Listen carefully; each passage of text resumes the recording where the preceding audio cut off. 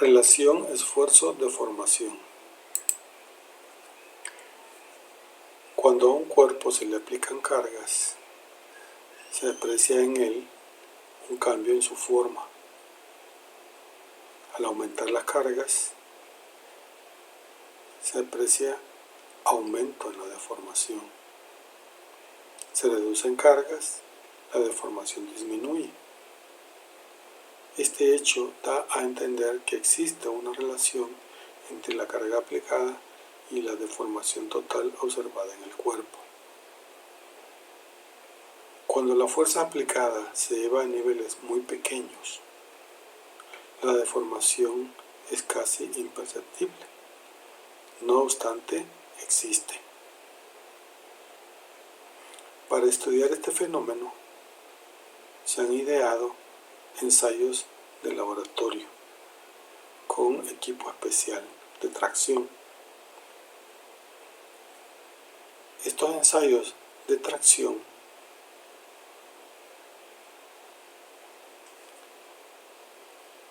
se desarrollan aplicando fuerzas de tensión a elementos de un material denominado probeta. Se sujeta la probeta en los extremos amordazados de la máquina de ensayo y se somete al proceso de tracción.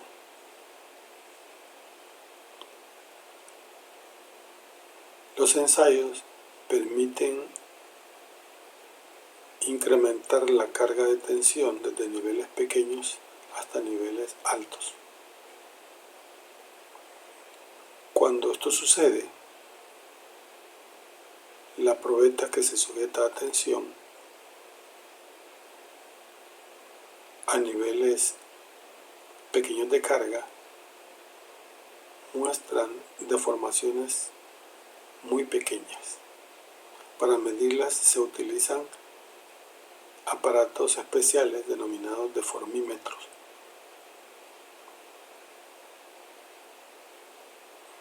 En la medida que la carga va aumentando,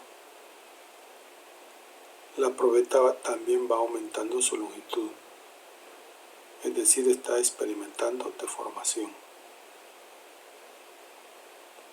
La manera de representar esta relación entre fuerzas y deformaciones totales es por medio de gráficas, como la que se aprecia a la derecha. En la medida que la fuerza aplicada crece, las deformaciones también crecen.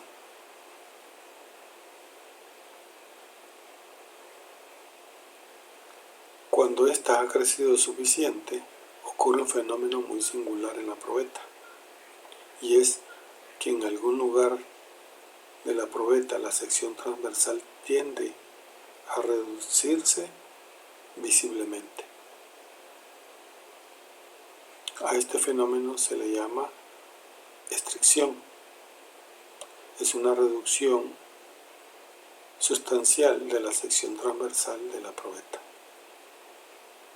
Este es el momento en que las fibras del material están llegando a un agotamiento, de manera que si se sigue aumentando la deformación, la carga decae ligeramente, hasta que en un proceso acelerado de comportamiento crítico, de tal manera que un poco más de deformación lleva a obtener como consecuencia una falla del material, es decir, una fractura de la probeta. La gráfica obtenida es importante porque correlaciona fuerzas aplicadas con deformaciones totales.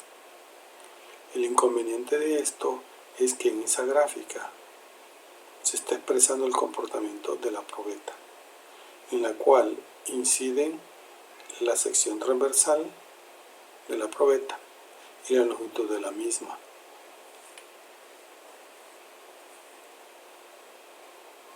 Puede entenderse que esta gráfica describe el comportamiento cuantitativamente de esa probeta ensayada. Si se toman otras probetas de distintas longitudes y de distintas secciones transversales, se obtienen gráficas similares, pero con valores distintos. No obstante, los valores, el comportamiento de las gráficas es similar. Esto conduce a entender que existe una relación entre deformaciones y fuerzas que es indistinto de la forma del objeto y depende esencialmente del material. Para estudiar esto, se traducen las fuerzas aplicadas a la probeta a lo que ocurre en un punto del material, es decir, se traduce a esfuerzos. Y las deformaciones totales también se traducen a deformaciones lineales en el mismo punto. Cuando estos dos parámetros se calculan para una de estas gráficas, produce la misma gráfica esfuerzo unitario esfuerzo de formación unitaria. De manera que esta relación esfuerzo de formación unitaria se atribuye al material, no al cuerpo ensayado. La relación entre estos dos parámetros, esfuerzo y deformación unitaria, es una relación variable. Una gráfica típica de esta relación se aprecia de esta manera.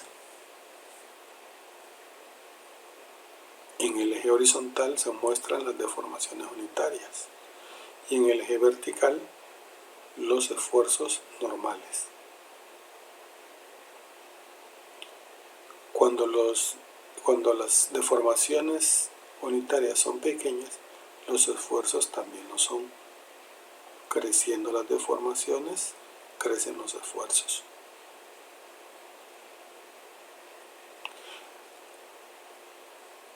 Existen zonas en el comportamiento del material para esta gráfica cualitativamente distintos. Existe una primera zona denominada elástica, donde las fibras, al ser tensadas hasta cierto valor y deformadas hasta cierto valor, y luego se liberan de la tensión, recuperan la forma. Es todo un rango inicial. Cuando este fenómeno se da, me refiero al fenómeno de recuperación de la forma, es decir, de la longitud de las fibras. A esta zona se la denomina zona de comportamiento elástico. Pero el material sabe comportarse más allá de esta zona. Si los esfuerzos se hacen aumentar, el material podrá llegar a zonas donde el comportamiento ya no es elástico,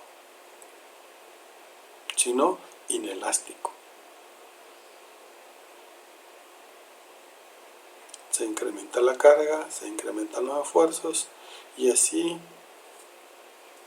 la fibra transita por diferentes niveles de deformación.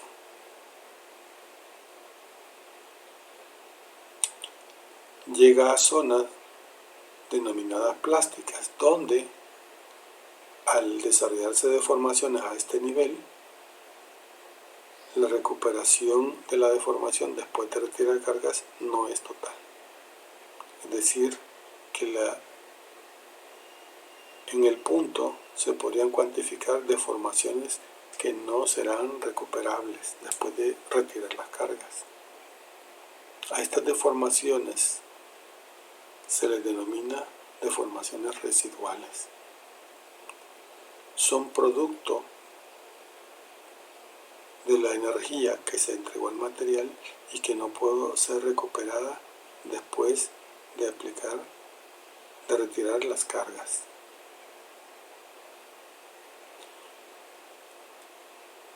La zona de comportamiento plástico es relativamente grande y esta se asocia a un incremento no muy pronunciado de los esfuerzos. De manera que cuanto más ancha es la zona plástica, se entiende que el material es más dúctil, es decir, que puede desarrollar mayores deformaciones en zona plástica. Cuando el material tiene menos capacidad de deformarse en el rango plástico, al material se le denomina material frágil y el comportamiento se dice que es frágil. En consecuencia, existirá en materiales como el acero una zona denominada plástica, es variable según la calidad del acero, y una zona inicial denominada zona elástica. Esta zona elástica existe en todos los tipos de acero. Y existe una zona intermedia de transición entre estos dos comportamientos denominada elastoplástica.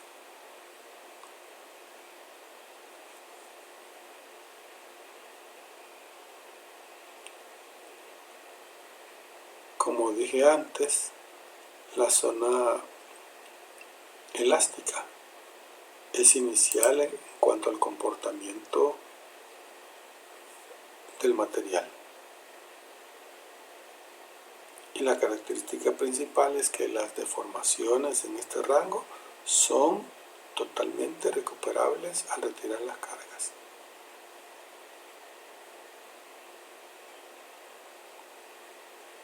Y la zona plástica final se caracteriza porque la totalidad de las deformaciones producidas en ese rango no se recuperan.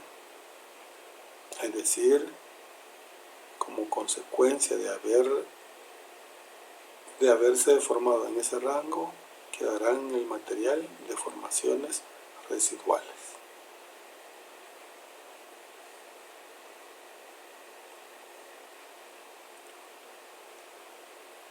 En otros materiales como el concreto, también se ensayan a compresión y se pueden graficar relaciones esfuerzo-deformación.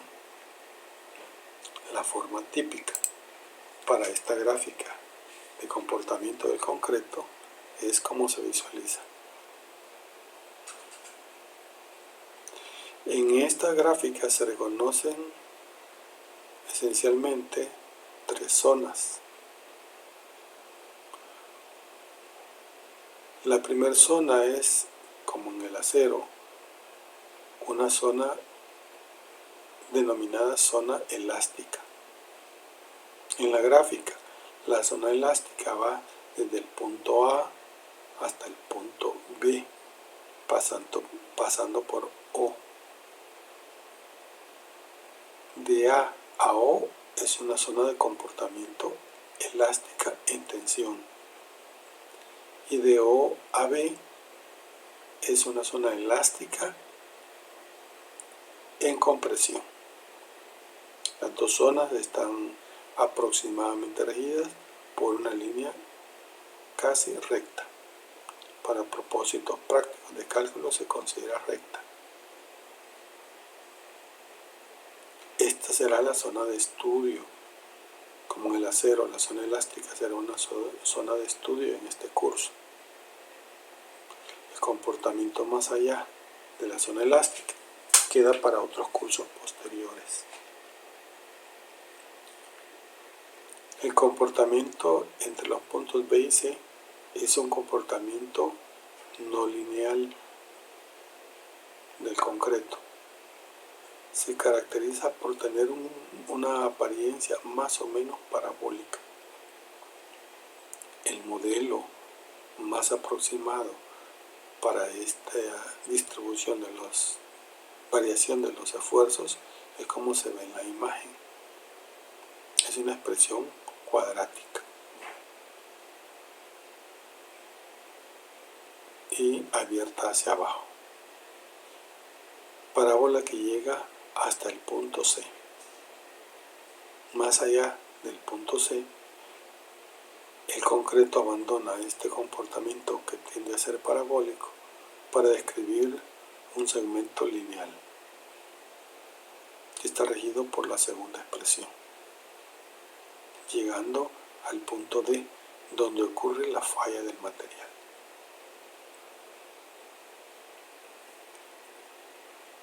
Nuestro interés está en la zona elástica, en el tramo OA o en el tramo OB.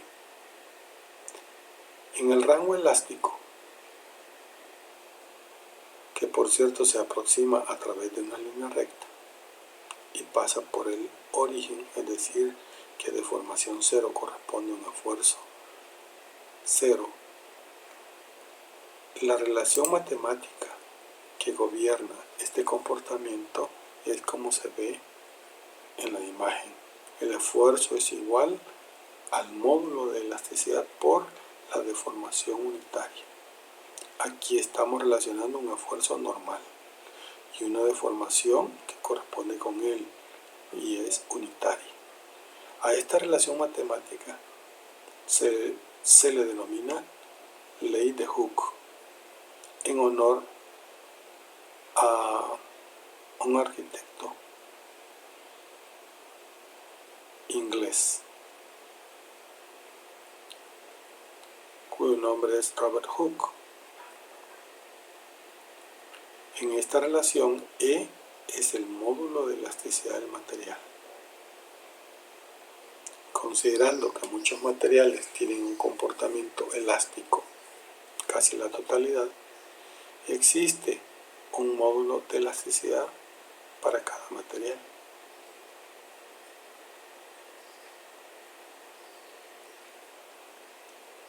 Enfatizo que la relación anterior solo vale para un rango de deformaciones relativamente pequeño, aunque el material tenga una gran capacidad de formarse hasta llegar al punto de falla. En el rango elástico es relativamente pequeño.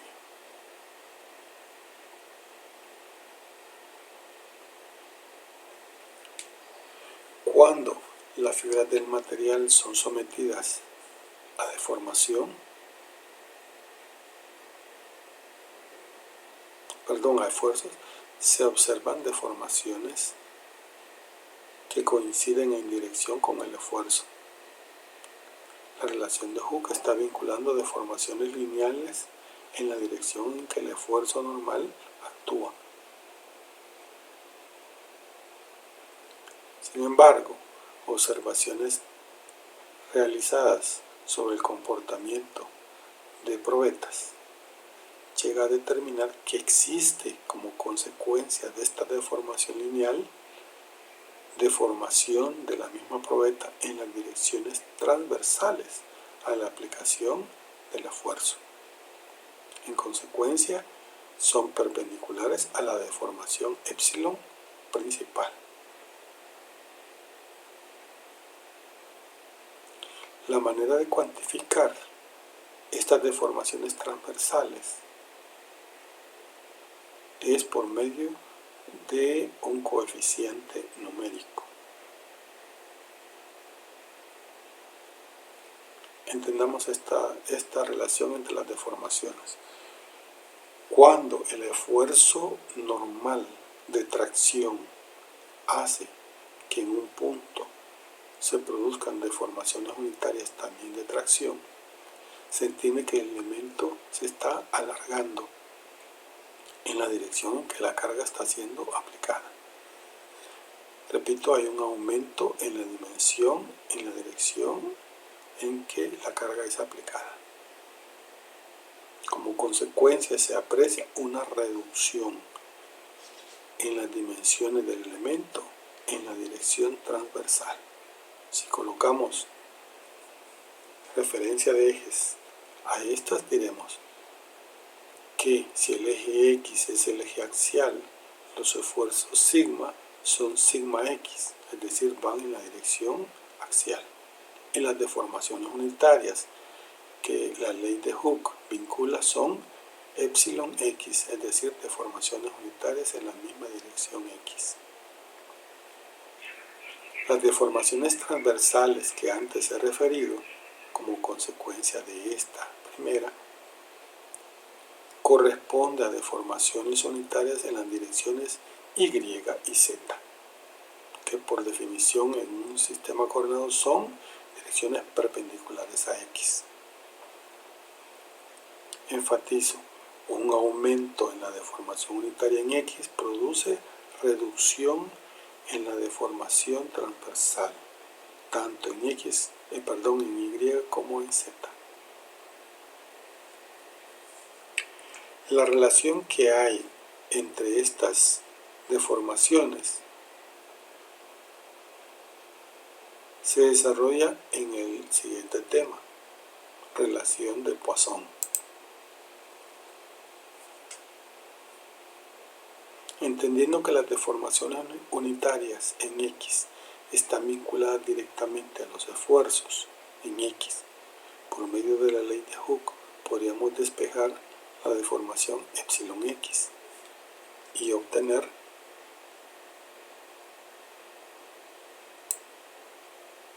la correspondiente relación.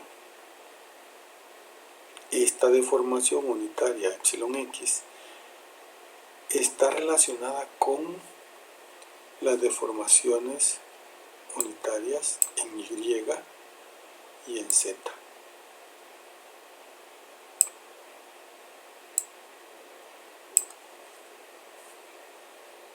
A través de un coeficiente que denominamos coeficiente de Poisson. Obsérvese el valor negativo indicando que un aumento en la deformación en X produce una deformación negativa en Y y también una deformación negativa en Z. En la gráfica, en el modelo, se aprecia que las dimensiones del elemento aumentan en la dirección de la tensión y disminuyen en las direcciones transversales, es decir, en Y y en Z. La manera de calcular experimentalmente el coeficiente de Poisson es a través de la observación o medición de las deformaciones.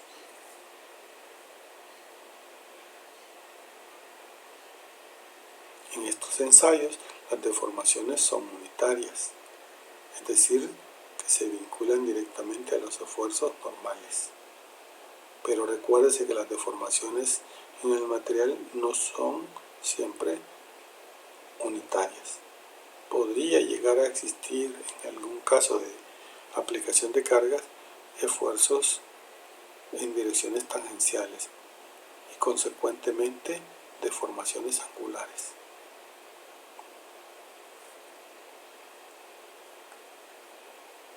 La relación de Poisson llevada al dominio de los esfuerzos tangenciales y deformaciones angulares no existe,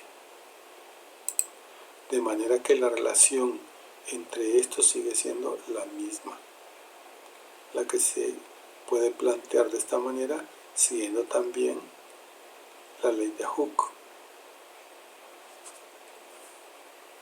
Por tanto, la ley de Hooke no solo es aplicable a esfuerzos normales y deformaciones unitarias, también es aplicable a esfuerzos tangenciales y deformaciones angulares.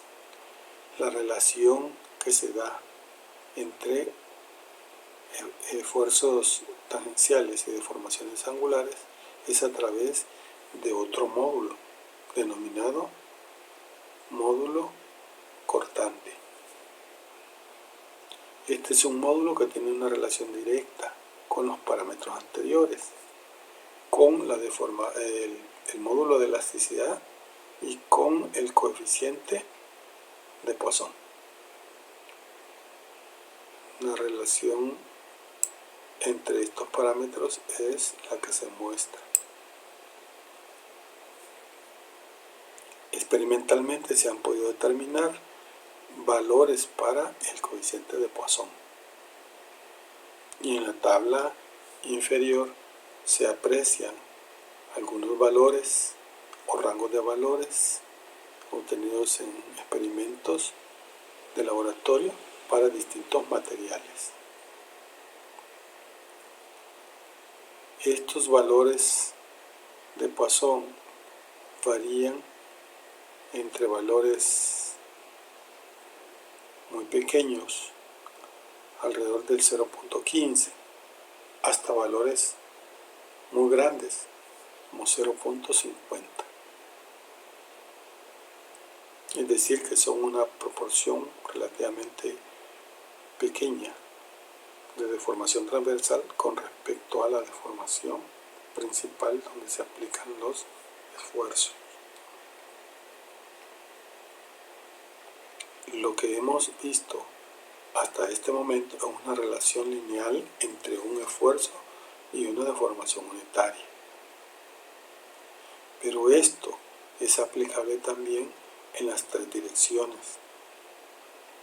Por lo tanto, la ley de Hooke se puede ampliar y así plantear una ley generalizada de Hooke.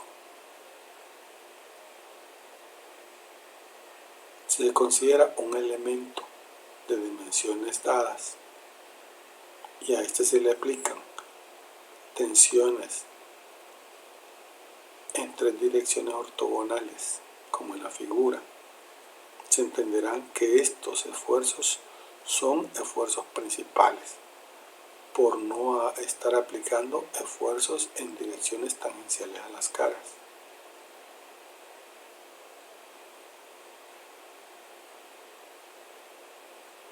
Ya sea que estos esfuerzos se apliquen a la vez o uno primero, después se agrega otro, luego otro. Si esto sucede, se entendería que se han aplicado un principio de superposición. Independientemente de esto, existe un resultado al final. Y el resultado de deformación en base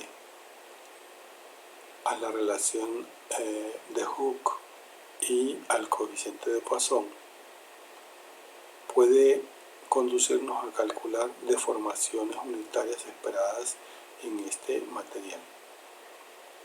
Las deformaciones calculadas para las direcciones 1, 2 y 3 principales en el modelo de la derecha se pueden estimar por medio de estas tres expresiones.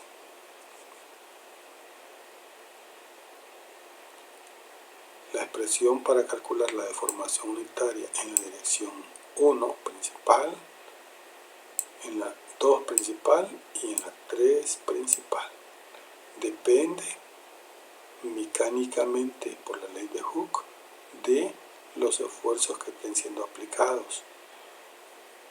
La deformación en 1 depende directamente del esfuerzo normal que es colineal con la deformación, pero se ve reducido por los esfuerzos en direcciones transversales. ¿De qué modo? De un modo consecuente,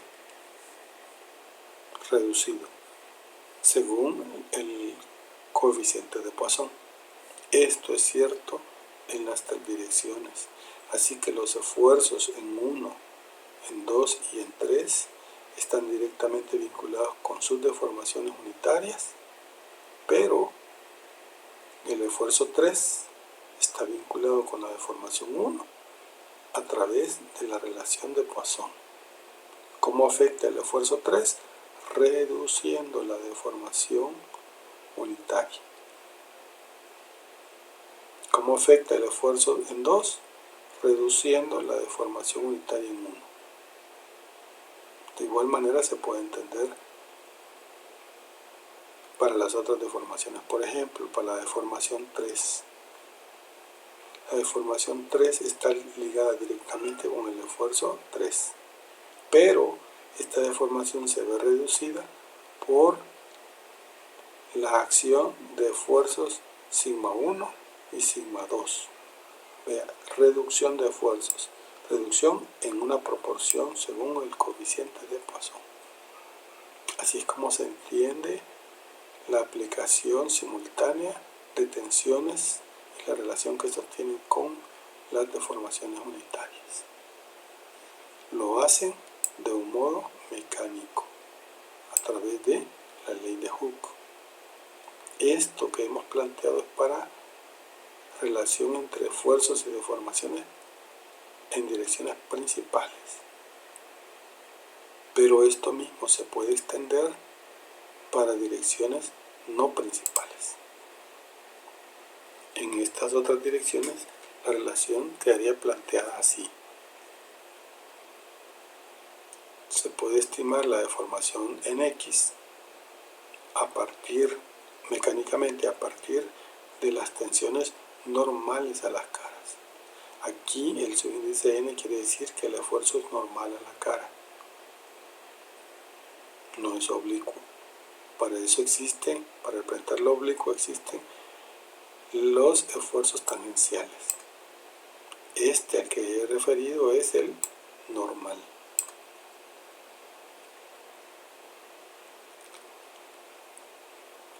Regresando, la deformación unitaria en X está directamente vinculada al esfuerzo normal en X, pero está relacionado de modo indirecto por el coeficiente de Poisson a manera de actuar en dirección contraria por medio de los esfuerzos en direcciones transversales. Hasta ahí es similar como en las direcciones principales, solo que hoy lo estamos generalizando y estamos denotando que los esfuerzos que están vinculados mecánicamente con la deformación deben ser normales, subíndice n. En las tres direcciones esto se cumple. Y además agregamos, a diferencia de lo anterior, que las deformaciones angulares siguen relacionándose con los esfuerzos tangenciales a través del módulo cortante, como lo plantea la ley de Hooke. Aquí no hay un efecto de la relación de Poisson. Aquí la relación mecánica es directa. Quiere decir que el esfuerzo tangencial en una dirección no afecta a las deformaciones angulares que son independientes a él.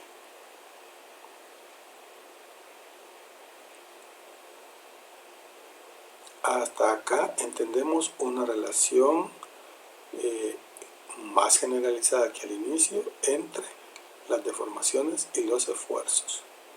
No obstante esta relación ampliada, hay todavía una posibilidad de extender más la relación. Cuando aparece en escena el comportamiento material debido a cambio en la temperatura, la relación anterior se ve modificada. Así consideremos el tema de deformaciones de origen térmico en el material. Experimentalmente sabemos que cuando un cuerpo se calienta, se dilata, es decir, aumenta sus dimensiones. Esto quiere decir que se está deformando. Cuando se enfría, las reduce. Si llega a la temperatura inicial, se espera que recupere sus dimensiones iniciales.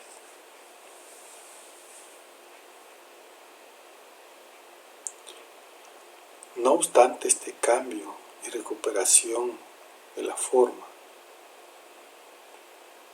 asociadas a estas deformaciones no existen esfuerzos. El cambio de forma lo hace el material como parte de su comportamiento ante el cambio de la temperatura.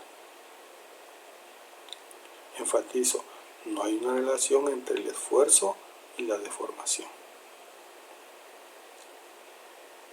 Me refiero a la deformación de origen térmico. Pero sí existe una relación entre el esfuerzo y la deformación mecánica por medio de la ley de Hooke. La manera en que cada material responde es distinta. Si se considera acero versus aluminio y se aumenta la temperatura, se descubre que las deformaciones en ambos, aunque tengan inicialmente las mismas dimensiones, será de un modo distinto, es decir, en valores distintos.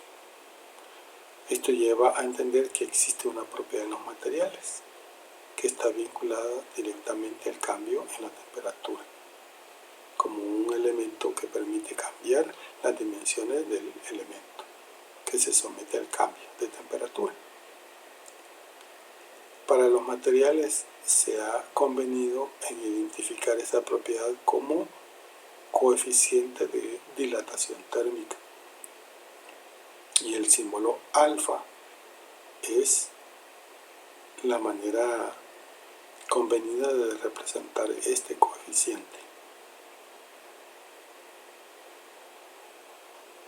En esta imagen se aprecia la relación matemática entre este parámetro y las dimensiones del elemento. Hay que entender que la longitud o la dimensión que tenga el objeto medido en una dirección se ve modificada por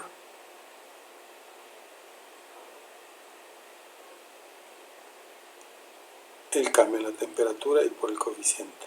Acá la relación está equivocada. Lo que hemos aquí calculado no es la longitud final, sino el cambio en la dimensión. La parte errónea en esta expresión es esta. Esta no es la longitud final, sino el cambio, el delta de longitud.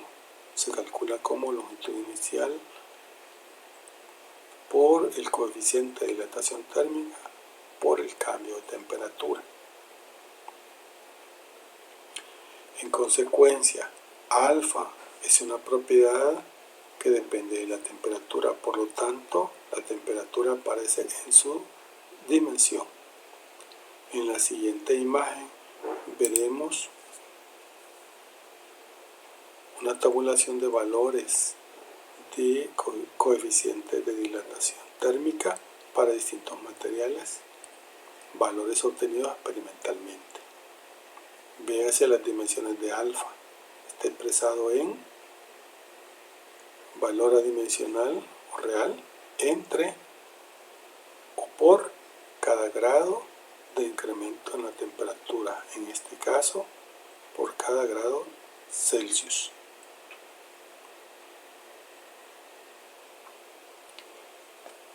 Como antes lo dije, las deformaciones de este origen no están vinculadas directamente a esfuerzos. Es decir, que existan esas deformaciones no implica que existan esfuerzos.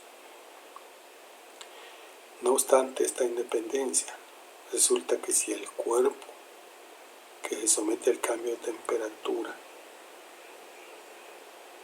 se ve impedido o limitado en alcanzar sus niveles de deformación debido al cambio de temperatura,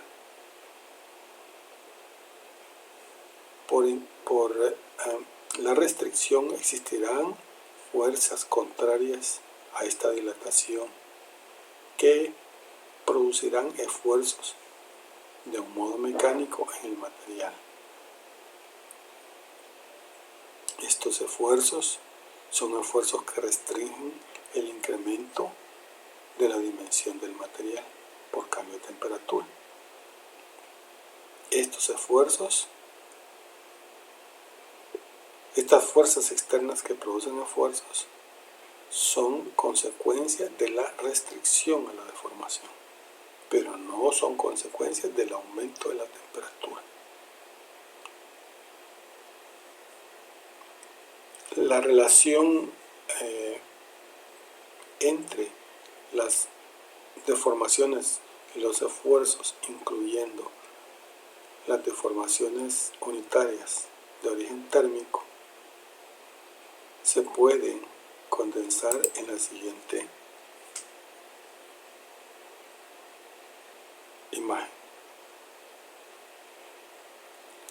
Las deformaciones unitarias siguen estando relacionadas mecánicamente con los esfuerzos, tanto directamente como indirectamente por la relación de Poisson, y además se agregan las deformaciones unitarias de origen térmico, alfa delta T. Hay que entender que alfa delta T es deformación unitaria. Aunque ahí dice alfa T, debe entenderse como alfa delta T, donde T es el cambio en la temperatura. Véase que no se está relacionando con el valor de la temperatura, sino con el cambio en la temperatura. Las tres deformaciones unitarias en direcciones X y Z están relacionadas con los esfuerzos de las maneras indicadas. Allí influye la temperatura, el cambio en ella, y además influye la relación de Poisson.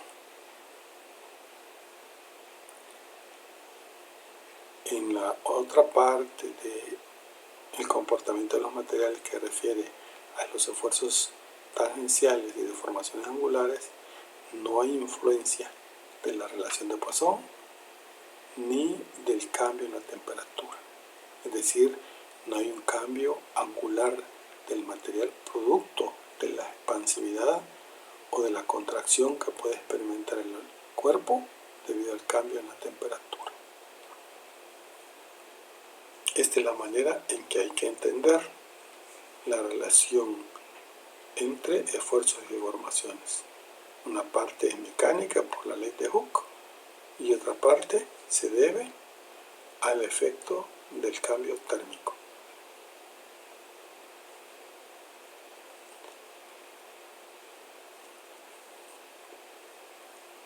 Hay un tema interesante que se puede agregar para contribuir a esta relación o a la distribución de los esfuerzos en los materiales, en los objetos.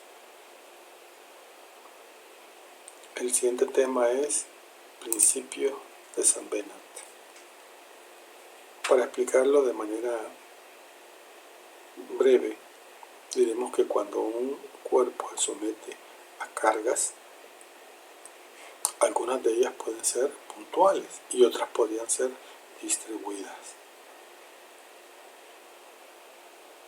Cuando son distribuidas, se entregan al cuerpo como si se aproximaran a los esfuerzos.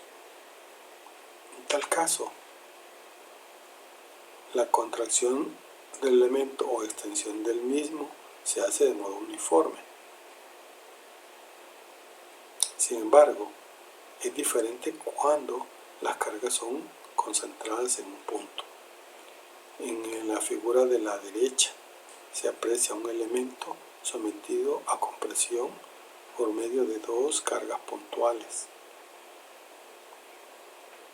Se aprecia en las vecindades del punto de aplicación de la carga una concentración no uniforme de los esfuerzos.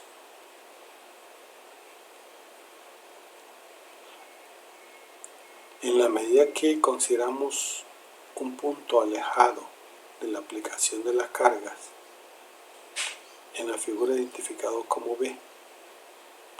Los esfuerzos y las deformaciones tienden a uniformarse.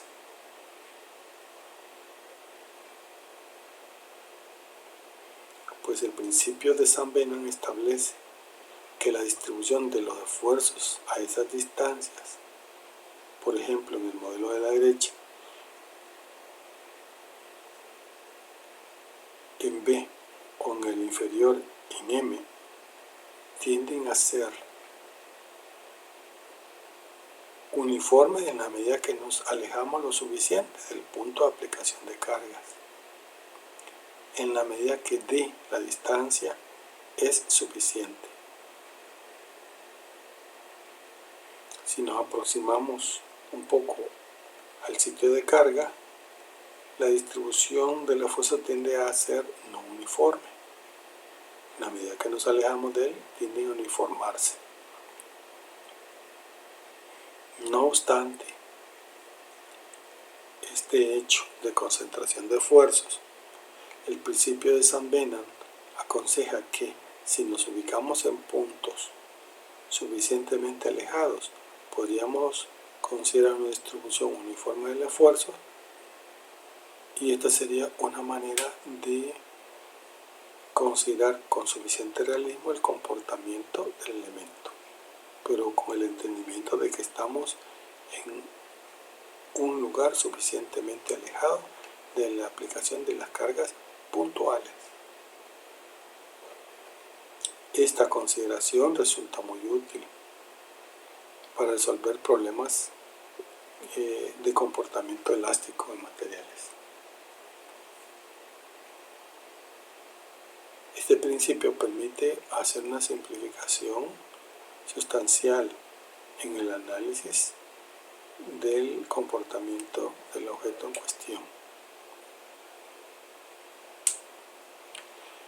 Para aplicar lo visto hasta este momento, para aplicar la relación mecánica entre deformaciones y esfuerzos por medio de la ley de Hooke, la relación entre deformaciones principales de carga y deformaciones transversales por medio del coeficiente de Poisson y las deformaciones de origen térmico, veamos un ejemplo. Veas el ejemplo siguiente. En consideración está una placa de acero. Recuerde las propiedades antes referidas en tablas para el acero. Con dimensiones de 12 centímetros, 20 centímetros y 5 centímetros. Son tres dimensiones ortogonales. Llamaremos a estas L1, L2 y L3. Se coloca entre paredes que podrían limitar su deformación en dos caras mayores, excepto en la dimensión del espesor, es decir, que existen paredes que limitan la deformación en las direcciones en que se miden L1 y L2, pero no existe pared limitando en la dirección L3, es decir, en la dimensión de 5 centímetros.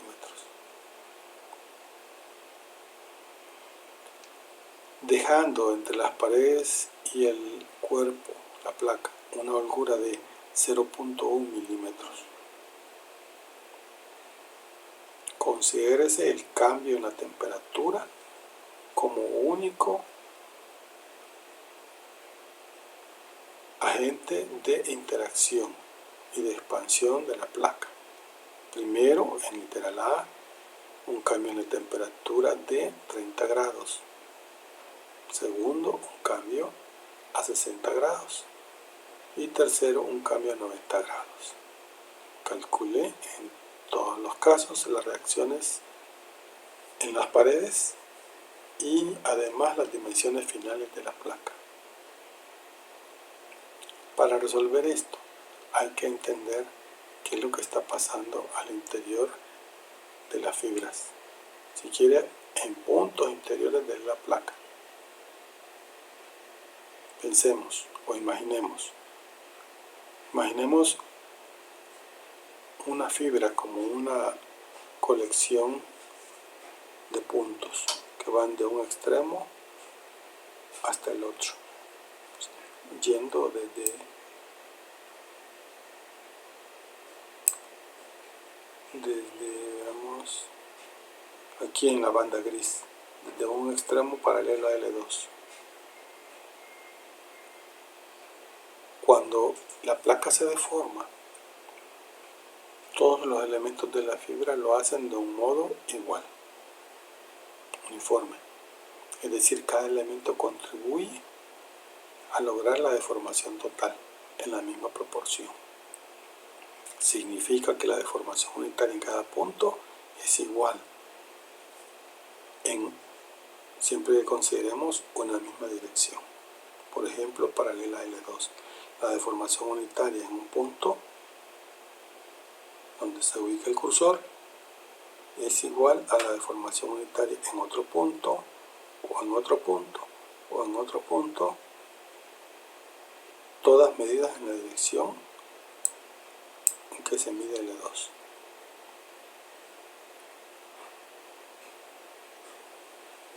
Repito, todas esas deformaciones son idénticas, pero en la otra dirección paralela a L1, las deformaciones son diferentes a las anteriores, pero iguales entre sí. Es decir, que un elemento u otro elemento en una banda gris paralela a L1, cada uno de esos elementos experimenta la misma deformación unitaria, siempre que esta deformación unitaria esté medida paralela a L1. Entonces, lo que suceda a una fibra o a un punto, sucede a otro punto. Solo hay que guardar la independencia de direcciones. Lo que suceda en X es una cosa y lo que suceda en Y es otra cosa. Como usamos números, diremos lo que suceda en dirección 2 es independiente de lo que sucede en 1. Pero cuando vienen las paredes a restringir la deformación, las deformaciones se relacionan.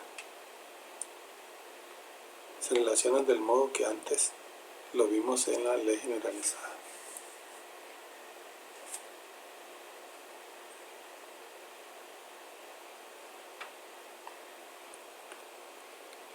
Algo que hay que tener en mente es que podríamos cuantificar la deformación unitaria en este punto, necesaria para que la placa se expanda hasta tocar en la pared que la restringe. Cuando la empieza a tocar no hay esfuerzos. Cuando trata de expandirse más allá de ese límite, se producen esfuerzos. Entonces, cuestionémonos cuánto se necesita producir de deformación en un punto en la dirección 2 para que la placa aumente sus dimensiones al punto de rozar, de tocar, sin esforzarse, la pared que le restringe. La manera de calcularla es la que se ve acá. Si dividimos la deformación total que se necesita para ello, que es la holgura, entre la dimensión de la placa L2, nos dará una deformación unitaria, que es la deformación que se necesita en cada punto del material, en esa dirección 2. Así, este valor de deformación será un valor límite que nos indique hasta dónde se puede deformar el material en un punto en la dirección 2. Y además nos sirve para saber en qué instante empieza la interacción con la pared que le restringe. Piénsese de modo similar en la dirección 1. El modo de cálculo es el que se aprecia en la imagen. Los valores obtenidos aparecen ahí. En la dirección 1 la deformación máxima es de 0.00383. Agregue usted centímetro sobre centímetro o milímetro sobre milímetro.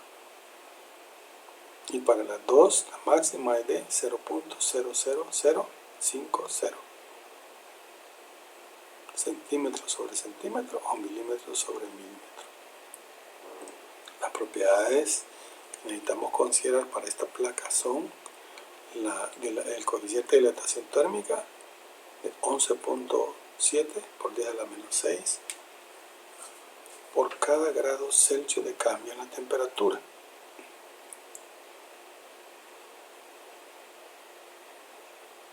Considerando que los esfuerzos y las deformaciones se distribuyen de un modo uniforme, no obstante no sabemos si hay interacción, procedemos.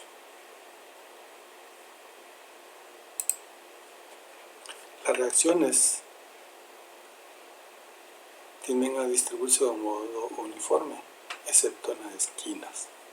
Una vez que hay interacción, una vez que hay contacto, la superficie de la placa tiende a verse restringida en la deformación transversal, pero no así en la medida que nos alejamos. Por eso es que estamos considerando el principio de San Venant. No nos interesa estudiar qué es lo que pasa en las esquinas. Nos interesa estudiar lo que ocurre en la casi totalidad de la placa.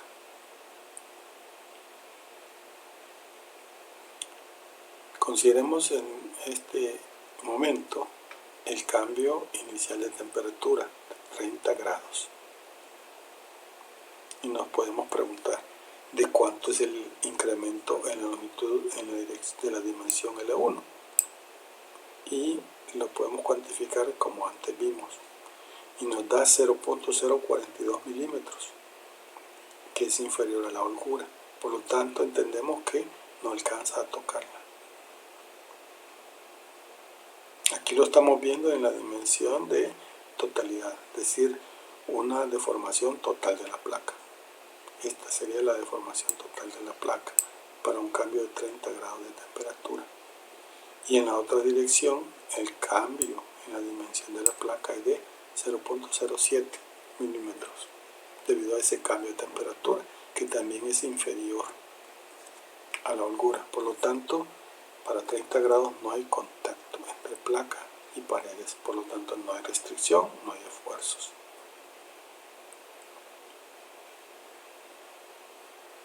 No obstante no haber esfuerzos, se pueden calcular deformaciones. La deformación térmica unitaria en el material se calcula así y nos da 0.035, inferior a la epsilon 1 máxima y a la epsilon 2 máxima. Esto nos lleva a confirmar lo mismo, es decir, podemos trabajar con dimensiones totales, es decir, elongaciones totales y holgura, o podríamos trabajar de modo comprensivo con deformaciones unitarias. La deformación unitaria por cambio de temperatura de 30 grados nos da tanto. Y la que se necesita para hacer contacto con las paredes es epsilon 1 máximo y epsilon 2 máximo. Y la unitaria por este cambio es inferior a ambas, por lo tanto no hay contacto. Aquí se confirma lo que antes habíamos analizado. Como no hay interacción, se pueden calcular inmediatamente las dimensiones finales. Las dimensiones finales se pueden estimar así. En la dirección 1, como la dimensión inicial más el cambio debido a la temperatura. Nos da 12.0042 centímetros. Véase que es inferior a 12.01. Y en la dirección 12 de 20.007 centímetros, que también es inferior a 20.01. Y en la dimensión 3 no hay ningún problema, no hay restricción, se puede cuantificar. La expresión también es la misma, solo que aparentemente es distinta, pero es la misma relación. Nos da 5.0018 centímetros. Hasta aquí la solución del primer literal. Considerando el segundo caso, donde la temperatura se eleva hasta los 30 grados, estudiamos qué es lo que ocurre. En cambio, en las dimensiones se puede estimar y nos da en 1 de 0.084. Esto es inferior, milímetros, es inferior a 0.1 milímetros. No hay interacción. En la dirección 2 es de 0.14 milímetros. Esto sí es superior a la holgura. Por lo tanto, consideramos que sí hay interacción. Si lo vemos en deformaciones unitarias, diríamos que el cambio de temperatura de 60 grados produjo deformaciones unitarias térmicas de 0.00702. Esto es inferior a epsilon 1 máximo, pero excede el valor de epsilon 2 máximo. Por lo tanto, hay contacto en la dirección 2. El modo de proceder es distinto al literal anterior. A partir de aquí se ha determinado interacción, por lo tanto, debemos considerar aplicar la ley generalizada de Hooke. Las expresiones que deben ahora satisfacerse es el conjunto que antes vimos.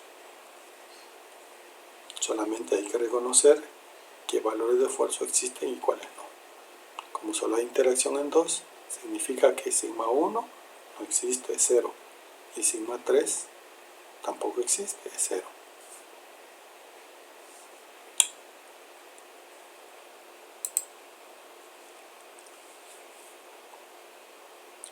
Además, en la dirección 2 hay que reconocer que la deformación 2 debe cumplir algo, y es que debe ser exactamente igual a epsilon 2 máxima.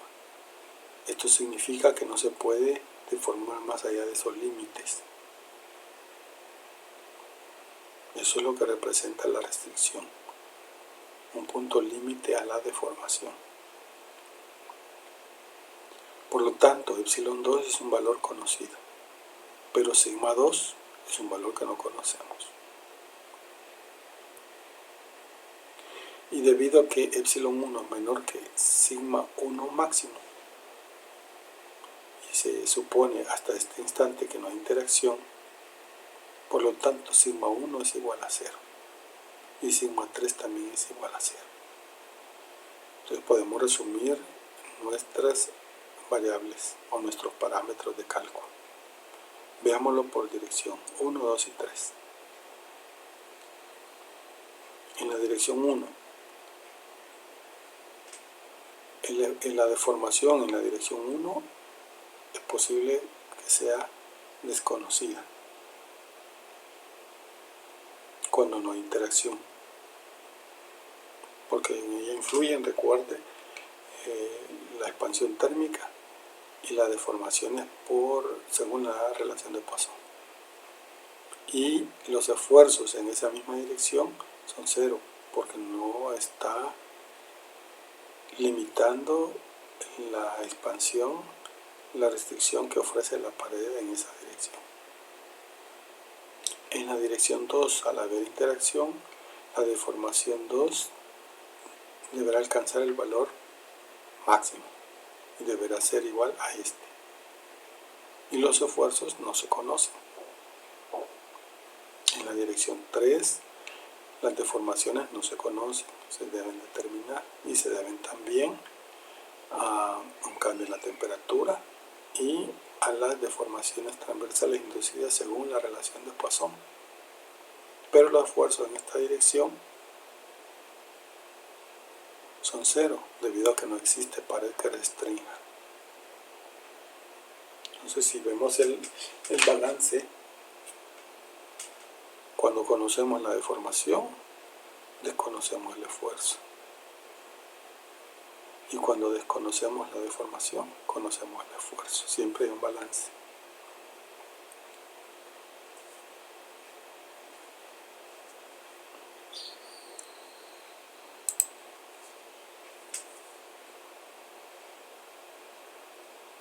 Para resolver el ejercicio, Consideremos aplicar la asunción anterior, y es que en dirección 1 no hay interacción. Si hay dilatación, pero no hay interacción.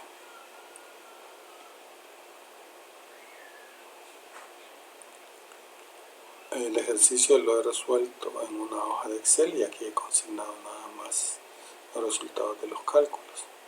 Para ello los explico.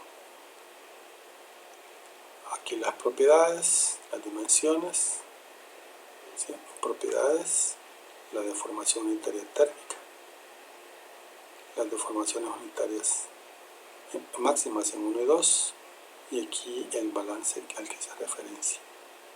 Es aplicable en este caso esta relación. Es aplicable en las 3 direcciones. Y al aplicarlo tenemos este sistema de ecuaciones. Obsérvese que es módulo de elasticidad por, y entre paréntesis aparece la deformación 1 menos la deformación térmica. Deformación en 2 menos la deformación térmica. Deformación en 3 menos la deformación térmica. Igual, en todos los casos, A. Como el módulo de elasticidad pasó a multiplicar al otro miembro, aquí desaparece y queda el esfuerzo directo sigma 1 menos el efecto indirecto de los esfuerzos transversales, siempre unitarios normales. El sigma 2 reducido por el coeficiente de Poisson, que por cierto es de 0.3. Aquí está. Según las tablas anteriores.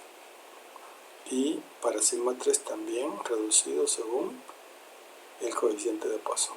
Así para todos los casos. Planteado este sistema de ecuaciones, procedemos a resolver.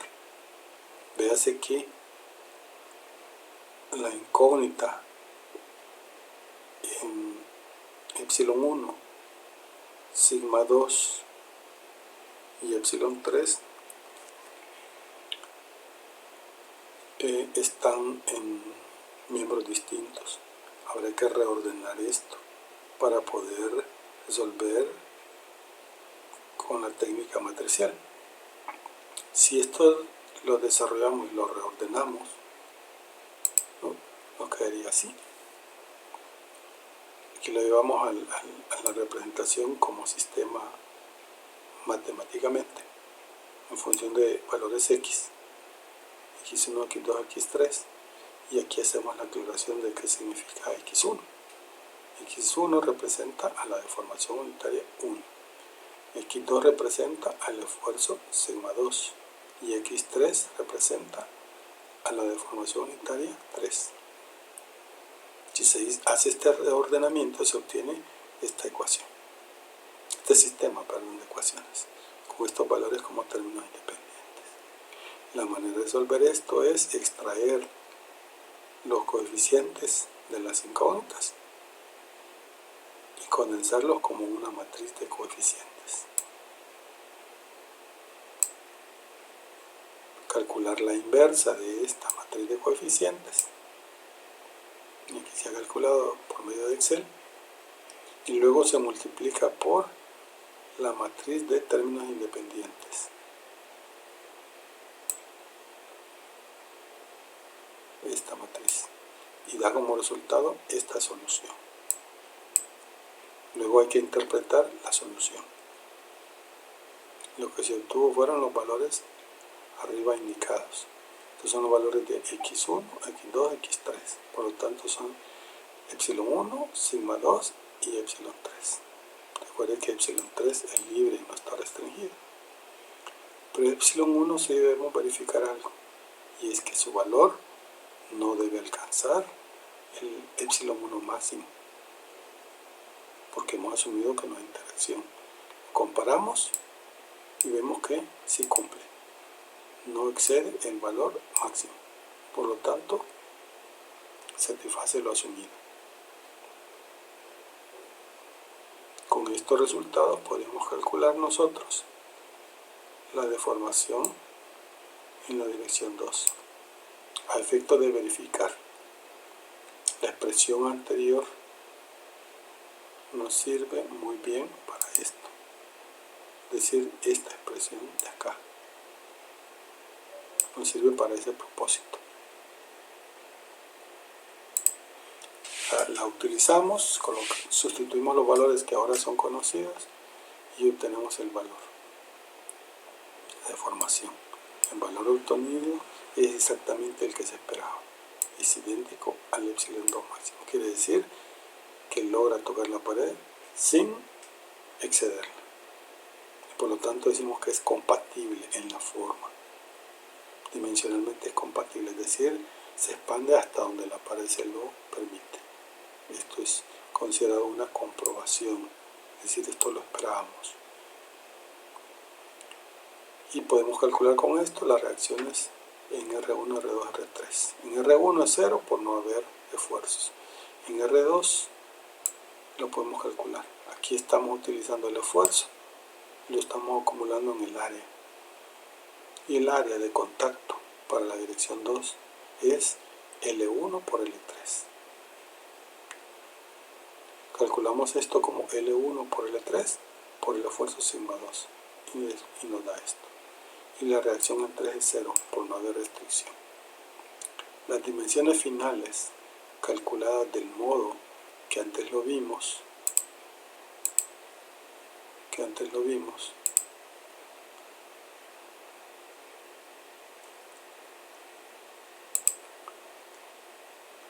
aquí para calcular L3 final de ese modo, lo calculamos ahora y nos da para la dirección 1 12.0092, para la dirección 2 aquí aparece 20, pero aquí es una imprecisión por Excel,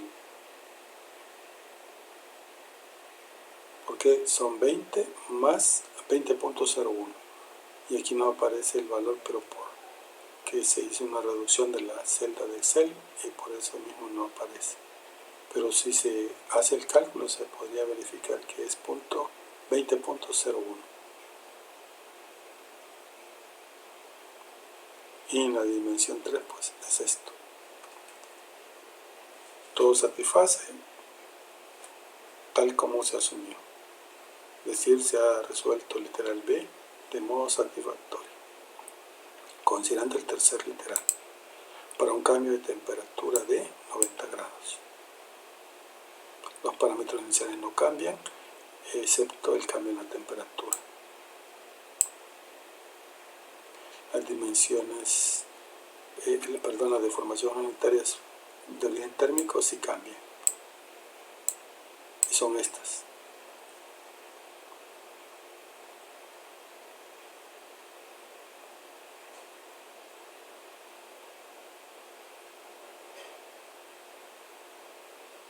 Estas son las deformaciones límite. Estas no han cambiado. La que cae en la deformación térmica es esta. Esta sí cambió. ¿Qué sucede en la dimensión 1? Veamos. Esta es la deformación que experimenta en 1. Y es esta ahora.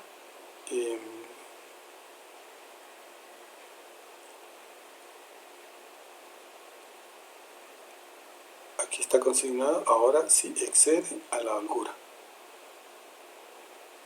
Si lo vemos como deformación unitaria, también excede a la deformación límite. Entonces consideramos que ahora sí hay interacción.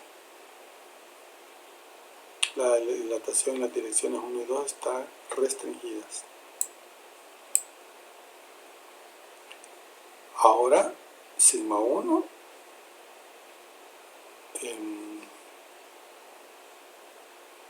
ya no es 0. Aquí tenemos una falla.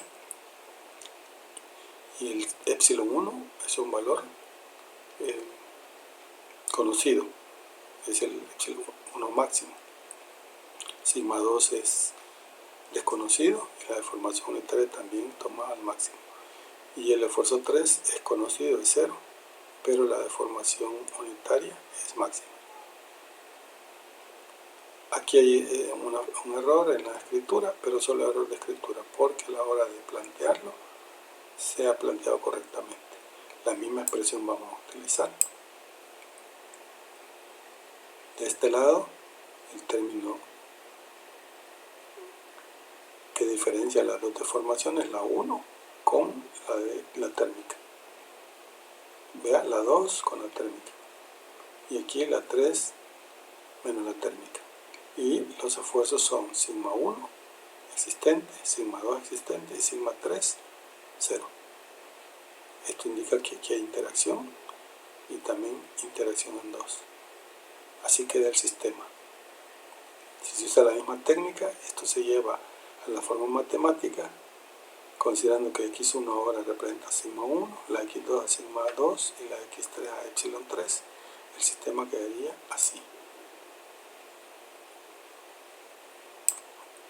Al reordenar, quedan estos coeficientes igual a estos valores independientes.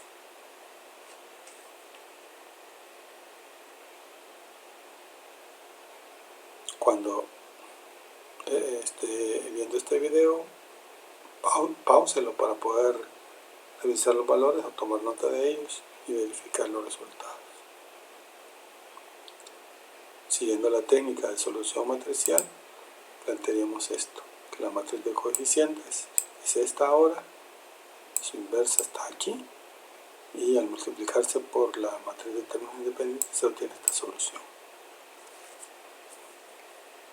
Esta solución corresponde a nuestras variables x1, x2, x3, que son sigma 1, sigma 2 y epsilon 3. Entonces, haciendo el cálculo que corresponde a las direcciones 1, 2 y 3, tendríamos que el esfuerzo 1 y deformación 1, esfuerzo 2 y deformación 2, y esfuerzo 3, deformación 3.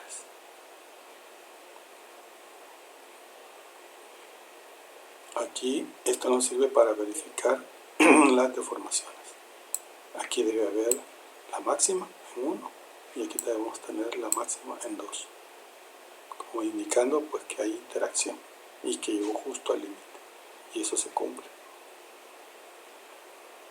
Verificando la deformación unitaria en 2, esta se calcula así, con la expresión, y nos da ese valor que aquí hemos consignado. Y en 1 también.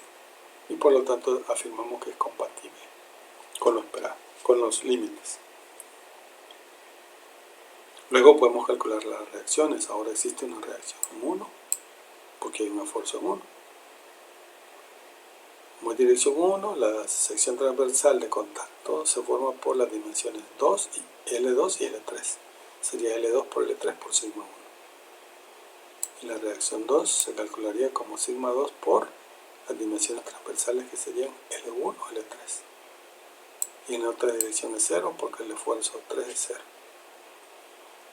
Totalizando las dimensiones finales nos dan estas. Vea que L1 final es 12.01, tal como esperaba. Y en la dirección 2, 20.01, tal como esperaba. Y en la dirección 3, pues es libre, no hay restricción. Y esto satisface totalmente las condiciones planteadas al inicio en el ejercicio.